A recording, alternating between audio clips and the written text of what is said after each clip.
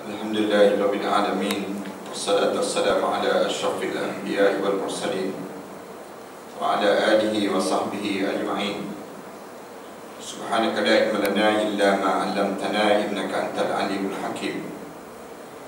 Rabbi shrah li sadri wa yassir li amri wahlul 'uqdatam min lisani yafqahu qawli.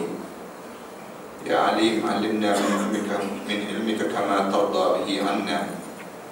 Ya Halim khalliqna bi khuluqil hilmi wa haqqqiqna bi haqa'iqil ilmi. Allahumma 'allimna ma jahilna wa dhakkirna ma nasina. Allahumma yassir wa la tu'assir wa tammim bil khair. Amma ba'd.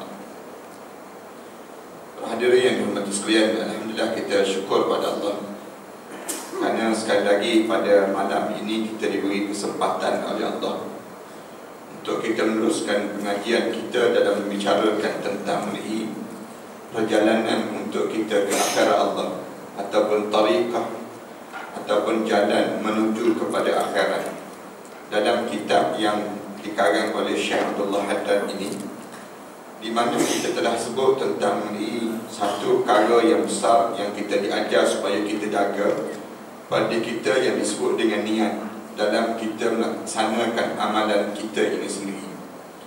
Jaganya niat maksudnya kita pastikan pada diri kita senantiasa hidup dalam keadaan kerana Allah Ta'ala.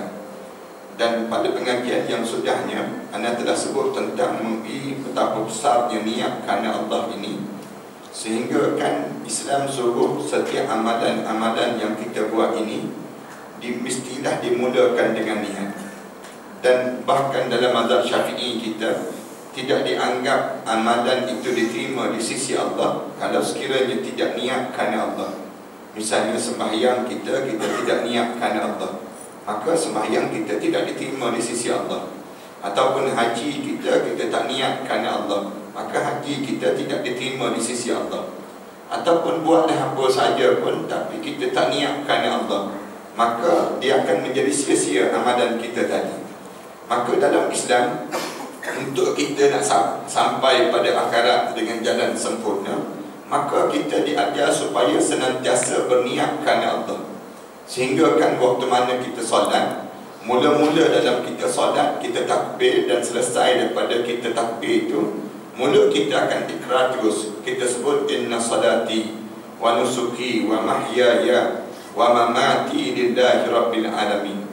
Sesungguhnya sembahyang aku, segala amal ibadah aku, segala amal ibadah aku, segala hidup aku, dan segala mati aku, semuanya lillahi rabbil alamin. Semuanya kerana Allah Ta'ala.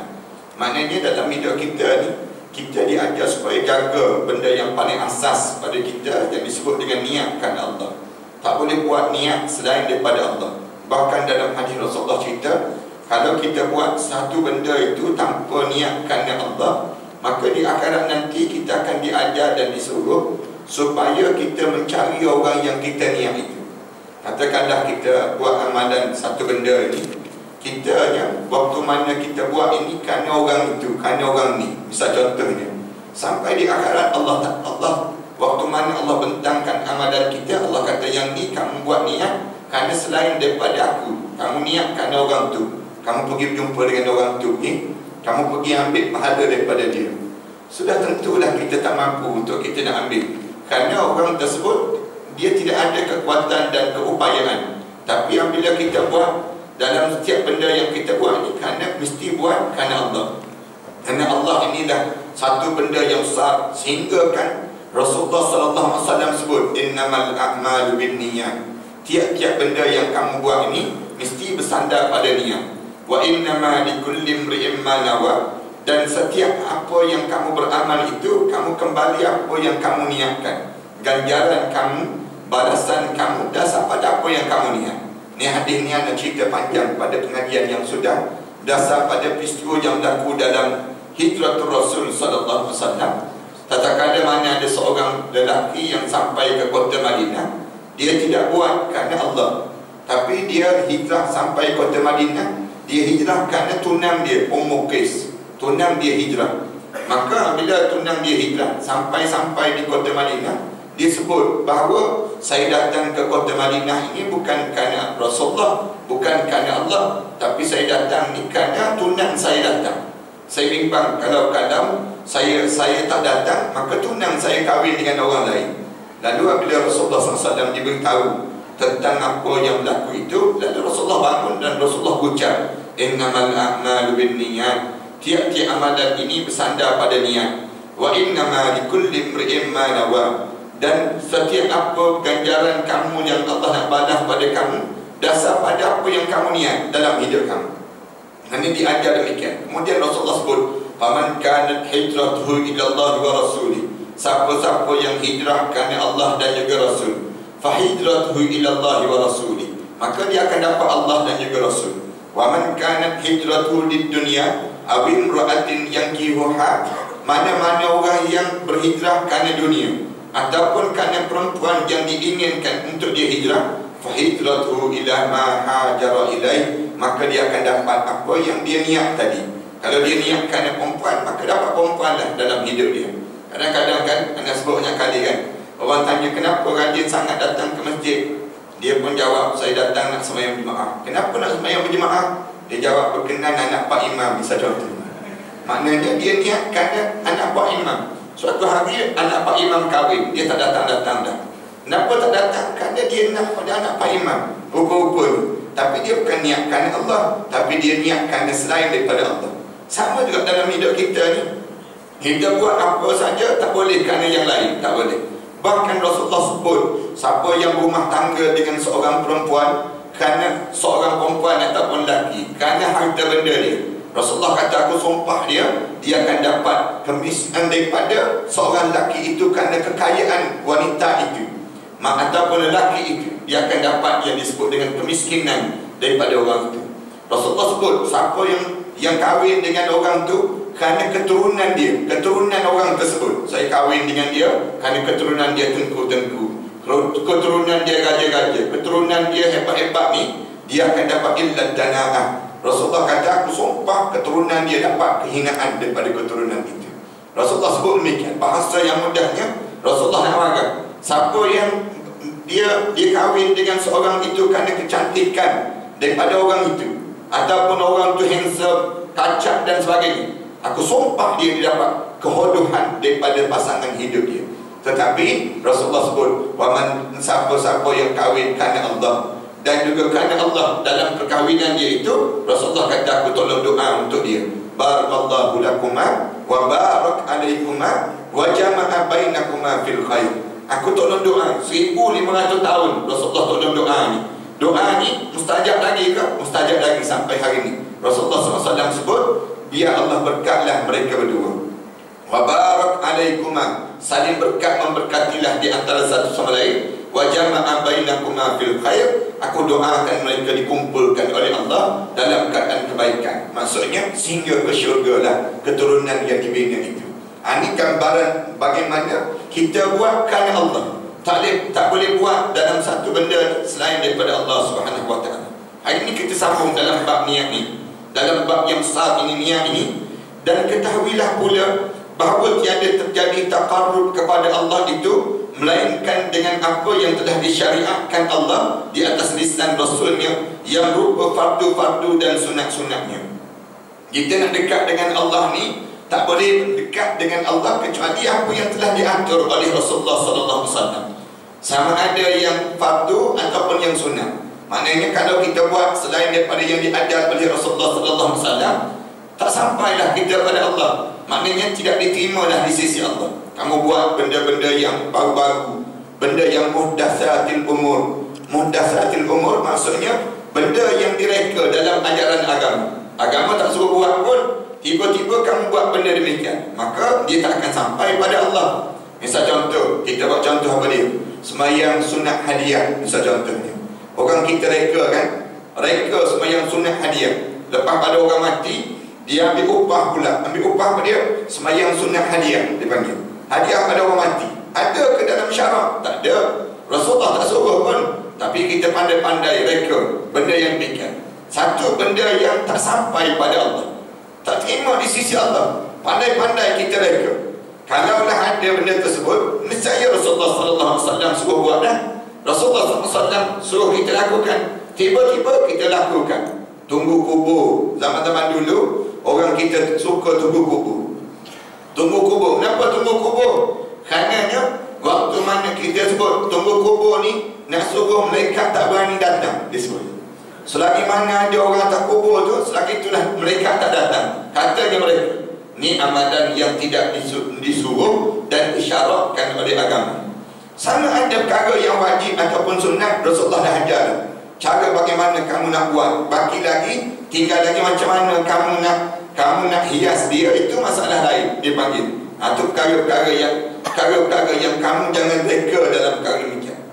Ada kalanya niat yang baik itu memberi kesan pada perkara yang bukan wajib, perkara yang mubah dia panggil demikian, perkara yang harus. Maka dengan itu dia juga menjadi hal yang mendekatkan diri kepada Allah Ta'ala. Taqarrub daripada segi hukum. Setiap yang ditempuh daripada amalan itu, hukumnya dipandang kepada niatnya dalam kaedah agama.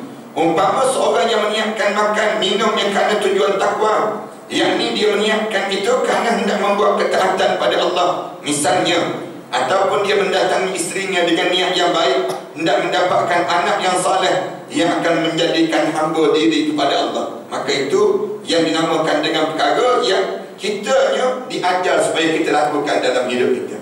Kita niat dalam perkara-perkara yang harus disuruh dalam agama. Bila berniat amalkan segera. Dalam Islam ajar, kalau kamu niat, kamu cubalah untuk kamu nak buat. Kerana niat itu dapat pahala dah, dia panggil. Dalam Islam ni, apabila kita mula berniat, kita dah mula dapat pahala dah. Dan anda sebut banyak kali lah, dalam Islam ni dia kaya dengan niat. Banyak mana kamu niat, makin banyak kamu niat, makin banyaklah pahala kamu. Misal contoh, kita buat contoh. Dan Islam nak suruh sangat kita ni banyakkan niat yang baik. Apa dia? Kita niat nak datang masjid.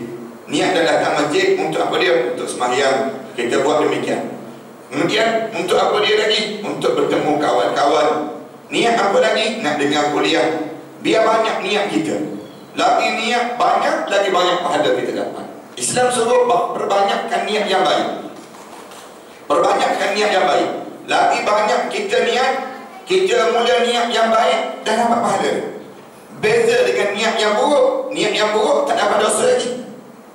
Bangun pagi-pagi, misal contohnya, bangun pagi-pagi bersin. Orang nak jangan apa bersin, tak mengumpat lagi nanti disebut. Lepas pada itu, dia kata niat kena mengumpat ni, dah dapat dosa, tak dapat dosa lagi. Bila dapat dosa, kita mula mengumpat, baru dapat dosa. Dia demikian. Dalam Islam ni dia nak suruh kita banyakkan niat yang baik. Bila kamu niat yang baik, kalau orang Melayu kita dipanggil, kamu tanamkan perasaan keinginan pada sesuatu. Keinginan pada sesuatu. Maka Islam suruh kamu tanamkan niat yang baik untuk sesuatu benda. Yang ini disuruh dibuat. Misal contoh, kita hari Khamis yang akan datang, kita niat saya nak puasa sunat dah. Sekarang lagi kita niat. Katakanlah belum lagi sempat hari Khamis, kita meninggal dunia. Dapat pahala ke hari Khamis tu? Dah dapat dah. Dapat pahala pada diri kita. Niat hari ni nya, katakanlah hari Isnin ataupun hari yang disunatkan kita puasa, kita niat nak puasa dah hari ni. Kemudian kita punya buat terus amalan yang kita buat tadi. Dalam Islamnya kita buat tiba-tiba sampai zuhur kawan-kawan kita ajak makan. Jom kita makan. Kita kata sayanglah saya puasa hari ni. Kita jawab demikian. Dia kata lah tak apalah, dah niat dah puasa tadi, marilah makan. Kita dah dapat dua pahala kita dapat. Pahala apa dia? Pahala puasa dah dapat. Kemudian yang keduanya, pahala berbuka puasa tu pun dapat. Dengan syarat puasa sunat kan? Puasa wajib jangan buat. Cuma nak sebutnya puasa sunat tadi. Islam suruh banyakkan. Buat dulu. Niat dulu. Niat yang baik. Niat yang baik ni, lepas pada itu kamu mulakan segera mungkin. Dalam hidup kita demikian. Seorang isteri dia puasa. Dan anda buat contoh pada pengajian yang sudah. Dia puasa, kemudian sampai pada asar, suami dia balik. Suami dia ajak makan. Dia makan. Dia menjawab, saya puasa bang. Saya puasa. Suami kata tak bagi tahu pun. Suami sebut, saya ambil lesen awal dahulu sebut. Saya kira abang bagi dahulu lagi, maka saya ambil yang tu, saya tak bagi tahu pada abang. Misal contoh, suami dia senyum, marilah berbuka dengan suami. Marilah berbuka tu, dia pun berbuka puasa. Dia dah dapat pahala puasa hari itu, dan juga pahala yang dia berbuka bersama dengan suami dia. Itu kelebihan Islam. Islam ajar cara demikian. Tapi jangan pula dia suruh suami dia, abang tak nak suruh saya berbuka ke?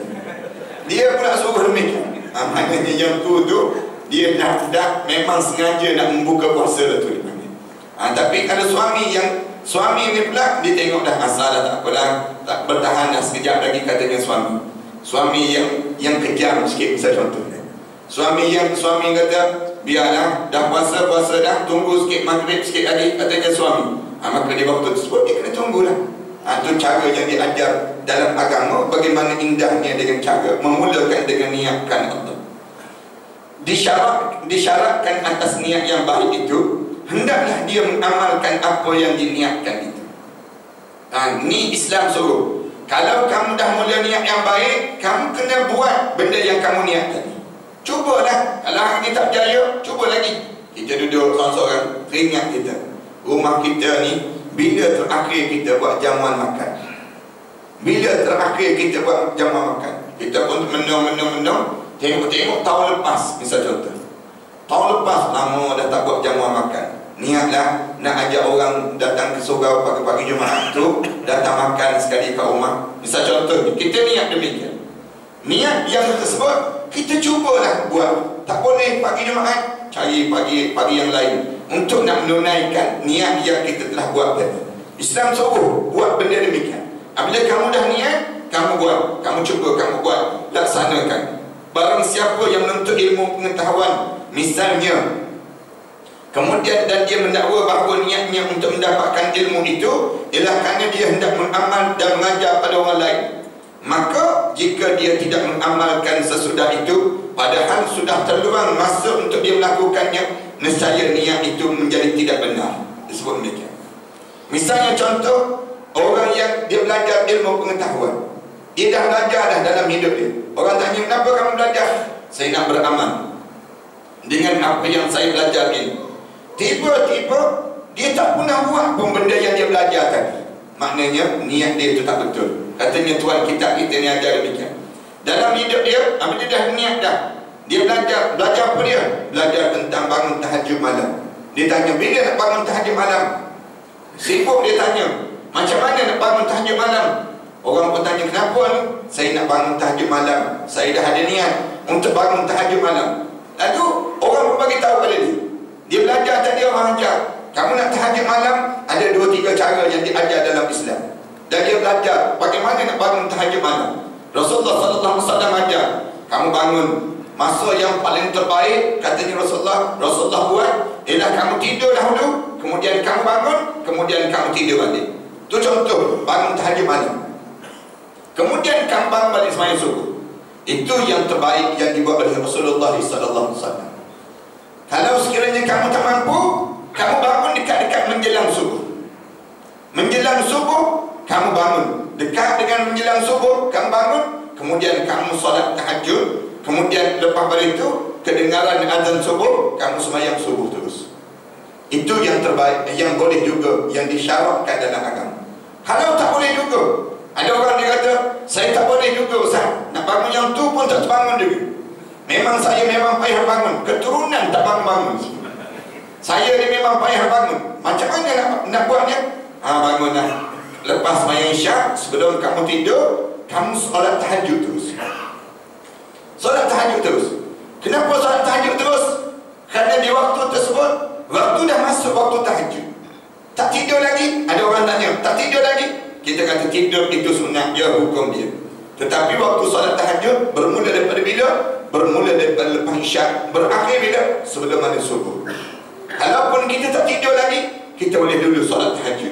Solat tahajud, kemudian lepas itu kita jadi ajar supaya kita tidur dan bangunlah untuk waktu solat subuh.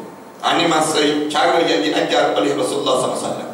Katakanlah ditakdirkan kamu sentiasa tiap-tiap malam kamu tahajud, tiba-tiba satu malam kamu tak sempat nak solat tahajud. Lepas sembahyang subuh, kamu boleh qada balik solat tahajud yang kamu tak solat semalam. Maka dianggap solat tahajud lah.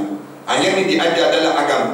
Agama ajar demikian. Tapi dengan syarat dia memang tertinggal sungguh. Tapi kalau dia ni tiap-tiap malam tinggal, tak boleh diqada dia. Memang tiap-tiap malam dah tinggal. Tiba-tiba hari itu dia pula nak qada dia. Memang tak layak pun kamu qada. Kenapa? Kerana kamu memang jenis nak qada dia memangnya. Jadi oleh yang demikian, kamu diajar supaya bangun sebelum mana kamu bangun tahajud, sebelum daripada kamu tidur, kamu tahajud awal-awal. Ini diajar dalam kehidupan kita. Kita dah belajar, maka kamu buat. Kamu dah niat nak bangun tahajud dah. Kenapa nak bangun tahajud? Kerana supaya saya tak kesendirian dalam kubur nanti. Kalau mana keseorangan dalam kubur nanti, kerana tahajud yang saya bangun ini menyebabkan saya akan rasa keriangan di waktu mana di alam barzakh keseorangan nanti. Dia panggil demikian. Lalu kita bangun solat tahajud, ajar pada diri kita dan amalkan dalam hidup kita. Dan apabila kita berpeluang untuk solat tahajud, kita bangun dan kita buat. Kalau kamu tak buat, niat kamu tak betul. Di peringkat awal lagi, kamu dah rosak dah. Kamu belajar bukan kerana kamu nak beramal, tapi kamu belajar dengan tujuan untuk selain daripada Allah Subhanahu Wa Taala. Ini bagaimana Islam ajar cara demikian. Kemudian ataupun nak mengajar pada orang lain, belajar untuk mengajar pada orang lain, maka kamu kena ajar pada orang lain. Dan ilmu ni lagi berkembang, ilmu ni dengan apa ya? Dengan kamu mengajar. Kalau kamu tak boleh mengajar orang ramai, kamu mengajar pada siapa dia?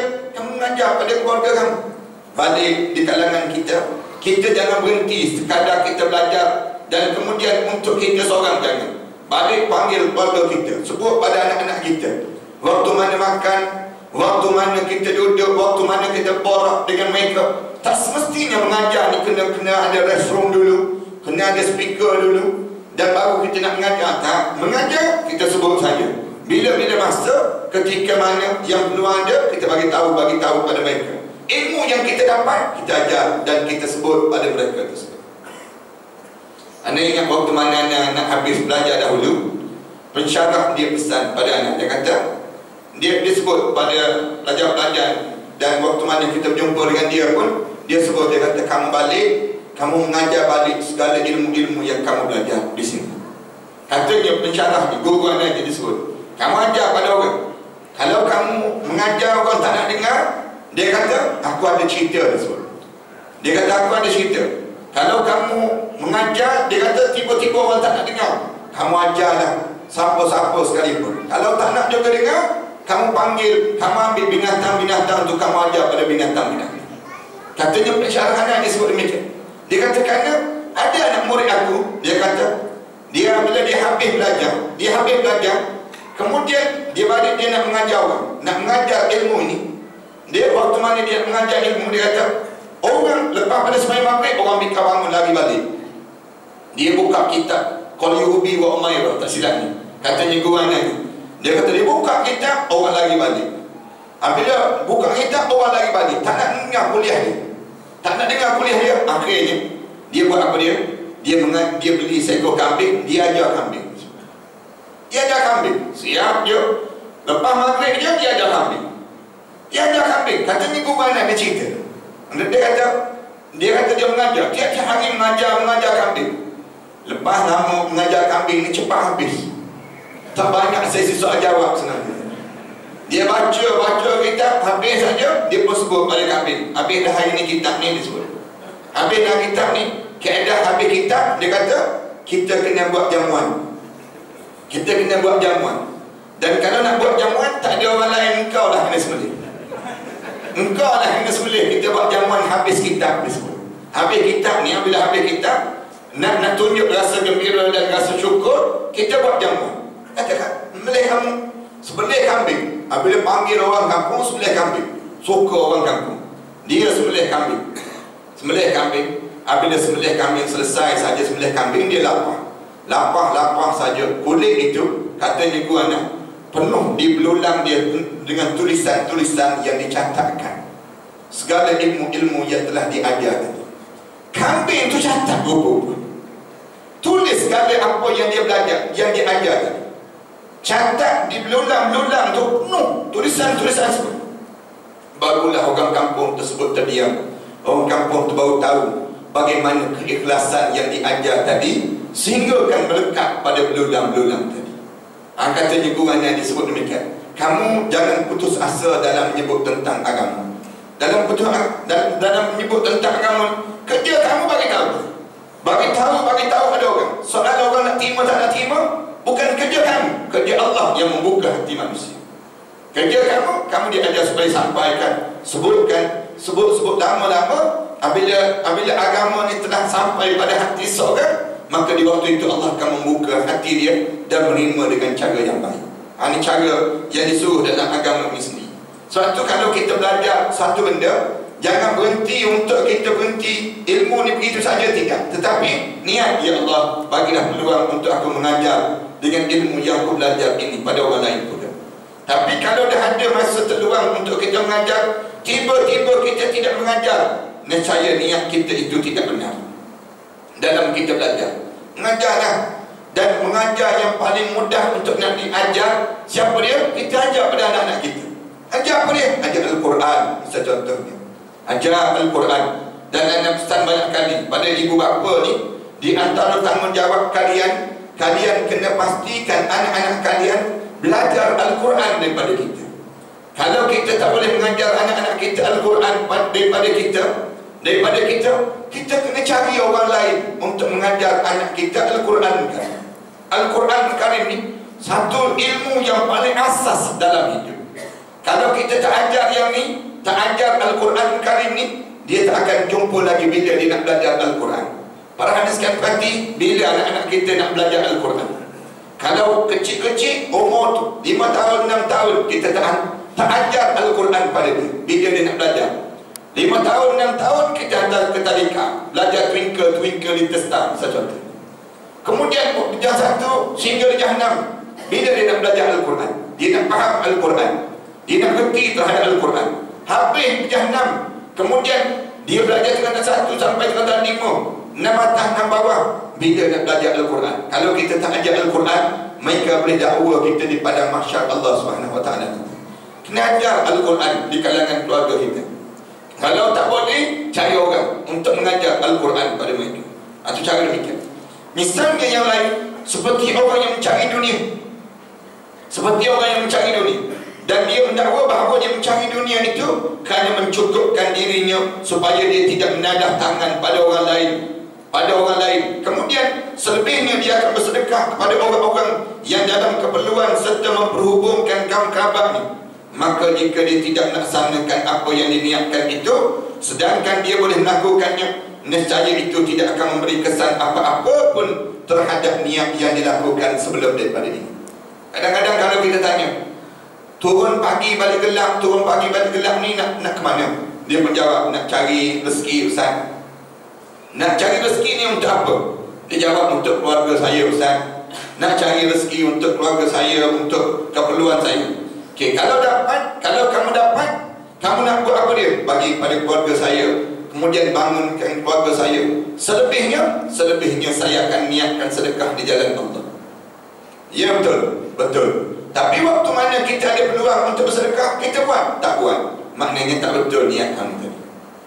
Niat yang kamu buat tadi, yang kamu niat, patutnya kamu kena ada bahagian keluarga kamu yang ni, bahagian agama banyak ni, bahagian, maknanya ada dah bahagian portion yang kamu telah tentukan. Bahagian ni sebanyak ni, bahagian ni banyak ni. Kenapa dia? Kerana Allah telah memberi setiap benda yang apa yang kamu niatkan tadi. Kalau kita belajar dalam satu peristiwa, cerita yang diperbincangkan oleh para alim ulama terhadap satu ayat yang Allah cerita, turun ayat, wa minhum man ahadallah la in atana min fadli lanasaddaqa wa lanakunanna minas salihin falamma atahum min fadlihi bakhilu bihi wa tawallaw wa hum mu'ridun.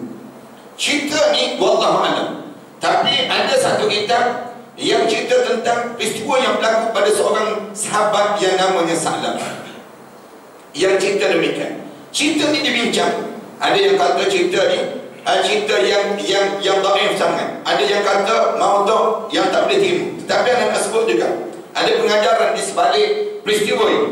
Ada seorang sahabat Rasulullah SAW yang dia tiap kali mana lepas sembahyang asar, dia belum sempat nak wirid, belum sempat nak doa, tak sempat nak. Tiap kali mana lepas sembahyang, dia bangun tinggal. Lepas bagi salam, dia bangun tinggal terus.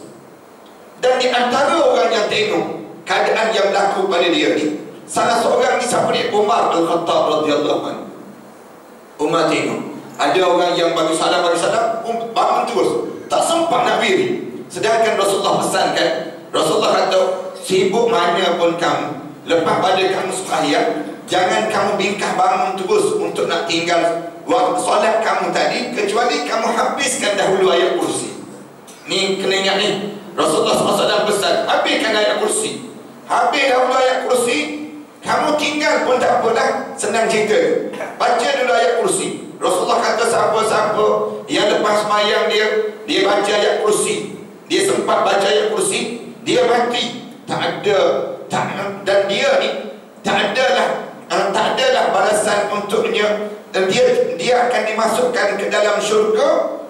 Yang menghalang pada dia masuk dalam syurga, kata Rasulullah, hanyalah kematian, kata Rasulullah SAW. Balasan untuk orang yang baca ayat kursi, yang lepas pada sembahyang saja dibaca dulu ayat kursi, habis dulu ayat kursi, kemudian dia terus tiba-tiba dia mati, tak ada ganjaran untuk dia kecuali syurga Allah Subhanahu wa taala. Rasulullah SAW gambarkan demikian. Maknanya nak beria, nak suruh kita ni beria juga. Lepas sembahyang ayat kursi jangan tinggal. Ni dalam hidup. Ada seorang sahabat ni, dalam hadis yang lain Rasulullah kata, selesai daripada sembahyang, wirid subhanallah 33 kali, alhamdulillah 33 kali, Allahu akbar 33 kali. Kemudian disebut la ilaha illallah wahdahu la syarikalah, lahul mulku wa lahul hamdu wa huwa ala kulli syai'in qadir. Cukup yang tersebut kata Rasulullah SAW, Allah kafarahkan semua dosa-dosa dia sebelum daripada ini. Ni kelebihan orang yang sebut demikian. Ada seorang sahabat ni tak sempat. Apabila tak sempat, orang lain sempat, dia tak sempat. Rasulullah memandang, sahabat memandang, dia bingkar bangun. Katanya dalam kitab ceritanya, nama dia Salabah. Dan di antara orang yang sempat tengok dia ni bingkar bangun Umar. Dan Umar ni maklum sajalah, di kalangan sahabat Rasulullah yang gagah. Dan apabila dia bingkar bangun satu hari, Umar pegang terus. Umar pegang tangan dia. Apabila Umar pegang, Rasulullah sempat tengok. Rasulullah SAW tegur terus Umar, lepaskan Salabah. Rasulullah tahu dah, dia ni kalau biarkan makan penampau tawar lah jawapan dia. Belum sempat Umar pegang, belum sempat apa, Rasulullah SAW tegur dulu. Umar, biar Salabah main, jap duduk. Habis duduk saja dekat dengan Rasulullah.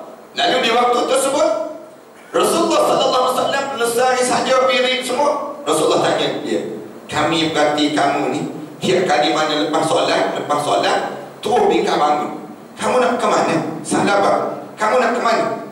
Katanya dia, ya Rasulullah, aku ni segan nak bagi tahu pada kamu ya Rasulullah, dan boleh jadi sahabat-sahabat semua tak tahu ya Rasulullah, aku ni orang susah ya Rasulullah. Susah tak susah aku ni ya Rasulullah? Aku ni ada selai kain untuk digilirkan dengan isteri aku ya Rasulullah. Kalaulah aku ni balik lewat saja Rasulullah, lewatlah solat sembahyang solat orang rumah aku ya Rasulullah. Sahabat susah ni, susah. Dia kata, oleh demikian ya Rasulullah, aku ni sempat datang sembahyang berjemaah pun satu nikmat, dan aku berkejaran untuk pulang untuk berkongsi kain ini dengan orang rumah aku pula ya Rasulullah, dengan isteri aku pula ya Rasulullah. Allahu Akbar. Susah sungguh sahabat-sahabat. Kain selai sempat sembahyang berjemaah. Kita kain satu almari tak datang-datang sembahyang berjemaah. Kita kan payahnya kita nak datang. Yang dia ni susah sampai peringkat gilir. Kita boleh bayang sampai peringkat menikah. Walaupun sekalipun Rasulullah dia, Rasulullah kata tak apalah, kalau begitu kamu tak apalah, kamu boleh pulang dah. Rasulullah sebut demikian. Dia pun juga sebut, ya Rasulullah, aku apabila kamu dah tanya soalan ini, aku harap kamu perkenankanlah satu permintaan aku, supaya kamu doalah pada aku biar aku senang ya Rasulullah. Kalau aku senang dah aku nak solat. Kalau aku senang senang aku nak sujud pada Allah. Dia cerita, dia sebut pada Rasulullah SAW. Dia macam-macam janji dia dengan Rasulullah. Ya Rasulullah, kalau senang kan mudah ingat pada Allah. Rasulullah SAW jawab pada dia, sahabat, orang yang susah ingat pada Allah lebih baik daripada orang yang senang tapi dia lupa pada Allah. Apa nikmatnya hidup ni, Allah senangkan hidup dia, tapi dia tak ingat pun pada Allah. Tapi lebih baiklah orang yang bagaikan kamu ini, wahai sahabat, orang yang susah, disusahkan pada pandangan mata kasar manusia, tetapi dia mudah dalam sujud pada Allah. Katanya Rasulullah SAW sebut pada sahabat dia balik, besok datang balik. Lepas mayang asar, katanya lepas mayang asar, dia duduk sebelah Rasulullah. Ya Rasulullah, aku fikir ya Rasulullah, aku fikir-fikir dah sekarang. Ya Rasulullah, orang yang senang ingat pada Allah lebih baik daripada dia susah, daripada dia lupa pada Allah. Ditukar ayat Rasulullah kemarin. Ayat Rasulullah kata orang yang susah ingat pada Allah lebih baik daripada orang yang senang tapi lupa pada Allah. Lalu ditukar ayat, dia sebut apa dia? Ya Rasulullah, orang yang senang, dah senang ingat pada Allah lebih baik daripada orang yang susah, dah susah tapi lupa pada Allah. Lebih baiklah jadi senang yang ingat pada Allah, kan lebih baik. Rasulullah SAW kata, sahabat, tak apalah, kamu sekarang Allah bagi pilihan dalam hidup kamu, susah kan? Kamu susah ni, lebih baik kan sekarang ini kamu masih lagi mengingati Allah. Dia pun balik. Hari yang ketiga datang balik, jumpa dengan Rasulullah, sebut lagi pada Rasulullah. Ya Rasulullah, aku dah fikir betul-betul Rasulullah. Sebut ya Rasulullah, doakanlah aku ya Rasulullah, biar aku dimudahkan oleh Allah dalam hidup ni, biar jadi banyak sikit harta benda. Dan dia pun sebut. Apabila dia sebut saja, Rasulullah dah dengar 2-3 kali dah dia sebut demikian. Akhir Rasulullah angkat tangan, ya Allah, senangkanlah hidup sahabat, kayakanlah dia ya Allah. Doa Rasulullah SAW tadi, Rasulullah doa saja demikian. Lalu sahabat tadi Allah bagi pada dia, Rasulullah bagi kebetulan hari itu orang bagi pulang seekor kambing yang bunting dah. Rasulullah bagi modal permulaan hidup dia. Apabila modal permulaan hidup dia tadi, dia pun dah mula berkembang. Bela kambing ini, kambing itu berbiak. Mula-mula sekali dia datang lewat semayang berjemaah. Datang dah 2-3 rakaat baru sampai. Dah sampai sempat hujung. Lama-lama sikit, satu waktu tak sempat. Zuhur dah mula tak sempat. Dah mula overtime dah tu dia pergi. Dah mula overtime. Kemudian lama-lama asar tak sempat. Lama-lama maghrib tak sempat. Lama-lama isyak tak sempat. Lama-lama subuh tak sempat. Subuh tu yang terakhir yang tak sempat. Kita ni awal-awal lagi subuh tak sempat kita. Beza kita. Apabila tak sempat, yang sempat katanya sempat semayang hari raya dia sempat. Maknanya lepas pada tersebut digambarkan lagi pada diri dia peristiwa yang berlaku pada dia. Rasulullah minta zakat. Waktu mana Rasulullah minta zakat, dia terlupa yang apabila kambing dia biak kembang di antara wadin di wadin, di antara lembah dengan lembah. Disebut cerita dalam cerita kitab ini Intibar dia. Nak sebabnya apabila sampai dengan demikian, lalu dalam keadaan kaya dia ni, sahabat minta supaya keluarkan zakat. Dia sebut tak ada zakat tak ada. Kamu dengki dengan kekayaan aku. Cerita sampai dah Rasulullah sebut ya wailah sa'labah, ya wailah sa'labah, ya wailah sa'labah. 3 kali Rasulullah sebut celakalah sa'labah. Kemudian di waktu sebut turun terus ayat Al-Quran. Wa minhum man ahadallah la in atana min fadli lanasaddaqa wa lanakunanna minas salihin. Ada di kalangan kamu yang dia berjanji dengan Allah, kalau Allah bagi rezeki yang banyak padanya, lanasaddaqa, dia akan bersedekah di jalan Allah. Ada di kalangan kamu yang dia berjanji dengan Allah, la in atana min fadli lanasaddaqa, dia ingin bersedekah di jalan Allah, wa lanakunanna minas salihin, dan dia berjanji untuk menjadi hamba Allah yang saleh. Falamma atahu min fadli, ketika mana Allah dah bagi rezeki pada dia dengan apa yang dipohon tersebut, bakhilu bihi, dia mula jadi bakhil. Wa tawallaw wa hum muqridun, dan dia berpaling daripada ayat Allah. Baca ayat ni terkejut dia. Salabah ni terkejut. Nak sebutnya gambar, dia cepat-cepat bawa pada Rasulullah. Katanya bawa, Rasulullah SAW paling. tak nak terima. Sehinggalah Rasulullah SAW wafat. Apabila wafat, zaman Sayyidina Abu Bakar dibawa balik nak bayar zakat tadi. Abu Bakar tak terima juga. Zaman Sayyidina Umar, dia bawa balik harta-harta tersebut, jumpa dengan Umar tak terima. Katanya nak kafarah terhadap kesiapan dia tadi. Cara Rasulullah SAW lakukan, lalu dia buat macam mana? Dia ambil segala harta-harta dia, diagih-agihkan kembali, dan kembali balik dia selai sepinggang. Barulah Allah wafatkan dia. Dalam keadaan dia kembali balik, dalam keadaan dia bertukar pakaian dengan isteri dia. Di waktu tersebut, cara Allah nak naikkan darjat yang disebut dengan Sa'labah ini sendiri.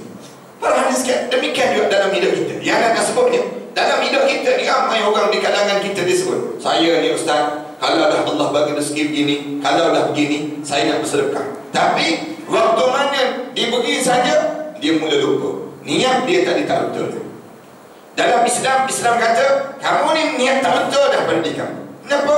Waktu mana kamu belum dapat, memang sedap kamu niat. Memang yang tu yang niat, yang nazar. Ramai mana yang bernazar, dia tak tunaikan nazar dia. Nazar tu nak sembelih lembu, bukan main lagi. Nazar nak sembelih lembu, tak buat. Nazar tu wajib, niat ni sunat je. Yang sunat ni pun dia tak buat, apatah lagi yang nazar. Yang wajib itu lagi dia tak mampu untuk dia nak buat. Ramai mana di kalangan kita jadi demikian. Oleh demikian, Tuhan kita kata, maka kamu telah terpesong daripada niat tadi. Dan niat itu pula tidak akan memberi kesan apa-apa pun pada manusia. Kalau niat untuk buat maksiat tak bawa kesan apa-apa pun, sama seperti membersihkan diri itu tidak memberi kesan pada najis ainiyah. Waktu mana kita niat benda yang tak baik, tak bawa kesan dalam Islam. Barang siapa yang menyertai manusia pada mengumpat seorang Muslim, lalu dia mendakwa bahawa maksudnya itu tidak lain daripada menghiburkan hati saudaranya saja, maka dia dikira sama salah seorang yang mengumpat juga. Kadang-kadang kan ada orang kata, saya tak nak mengumpat, tapi saya nak meramaikan geng-geng mengumpat. Sekarang ni dia tak mengumpat cara dalam keadaan yang biasa ni tak. Dia mengumpat cara luar biasa sikit. Apa dia? Dia mengumpat melalui grup WhatsApp, bisa contohnya. Ini teknik baru kan? Mengumpat dalam alam maya. Di alam maya ni ramai mana demikian. Kadang-kadang kita tengok masuk grup. Masuk grup apa dia? Grup entah apa-apa. Grup yang ditulis entah apa-apa kita. Nombor kita masuk. Kita tengok dalam grup kita ni yang tak sesuai dan sewajarnya, keluarkanlah kita daripada grup itu lebih baik. Itu cara yang diajar dalam syarak. Kalau tidak, kita termasuk di kalangan mereka. Innakum idzam misluhum. Kalau kamu tak kena gaya, kamu masuk juga dalam kumpulan itu, kamu biarkan juga nama kamu dalam kumpulan itu, maka kamu termasuk di kalangan mereka tersebut. Sekarang kan banyak kan grup WhatsApp, kemudian sekarang ada Telegram pula. Kemudian ada apa lagi, teknik yang terbaru dan sebagainya. Benda-benda yang demikian tu, kalau kita berterusan dalam kumpulan tersebut, maknanya kita akan termasuk di kalangan mereka itu sendiri. Dan barang siapa yang mendiamkan diri, kemudian dari menyuruh berbuat baik dan mencegah berbuat mungkar, lalu dia mendakwa bahawa maksudnya itu tidak lain daripada menjaga dirinya supaya tidak mengecil hati orang yang buat mungkar itu, maka samalah dia sedang berkongsi dalam dosa itu. Kita tengok orang buat maksiat, kita pun tak berani nak tegur, diam je kita. Maknanya kita sedang mendapat dosa sama dengan orang tu. Sama saja, tak berani nak tegur. Tengok benda tersebut benda yang mungkar, kita kata niat kita tak nak dia kecil hati. Tak nak dia kecil hati. Kalau sekiranya kita tegur nanti dia kecil hati.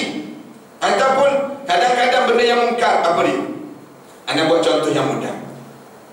Waktu mana orang hulur tangan dengan kita, kita ni serba salah jadi. Yang hulur tangan tu perempuan, kita ni lelaki. Batal sembahyang tak batal sembahyang kita dengan dia? Batal sembahyang.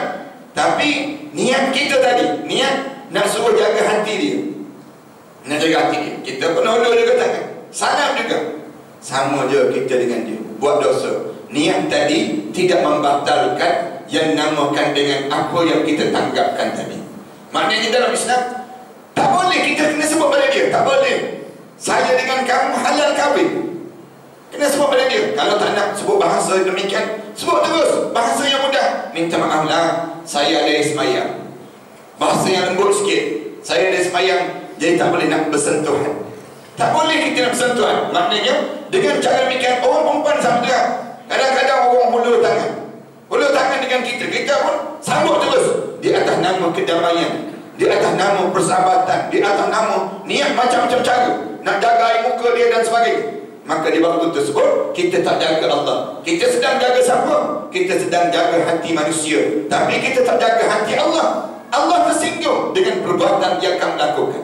Dalam hadis Rasulullah sebut, Allah cemburu dengan hamba-hambanya yang melakukan maksiat pada Allah Subhanahu wa taala. Cemburu sebagaimana seorang suami yang dicemburu seorang isteri dia sedang bercakap dengan perempuan lain. Seorang isteri dia cakap dengan jantan lain, misal contoh. Di waktu tersebut dia tak rasa cemburu.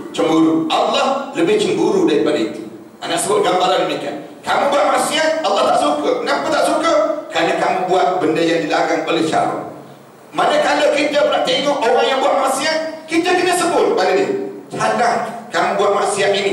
Kalau dibiarkan rumah tangga kamu, dalam hidup kamu buat maksiat sebegini, maka dalam keadaan demikian Allah benci pada kamu. Kita diam, kita kata tak boleh. Kalau kita tegur nanti terasa hati dia, kita pun diam. Kita sedang bersama dengan dia, sedang melakukan dosa demikian. Itu Islam ajar supaya jaga niat kita ni dengan niat yang baik dalam hidup itu. Kita berhenti setakat ini dah. InsyaAllah kita sambung pada akan datang nanti dalam membicarakan bab ini. Mudah-mudahan Allah memberi kekuatan pada kita. Wassallallahu ala Muhammad wa ala alihi wa sahbihi wasallam. Walhamdulillahirabbil alamin. Bismillahirrahmanirrahim. Alhamdulillahirabbil alamin. Wassalatu wassalamu ala rasulil amin wa ala alihi wa sahbihi ajma'in. Rabbana iftah bainana wa baina qaumina bil haqq wa anta khairul fatihin. Rabbana atina fid dunya hasanah wa fil akhirati hasanah wa qina adzabannar. Sallallahu ala Muhammad wa ala alihi wa sahbihi wasallam. Alhamdulillahirabbil alamin.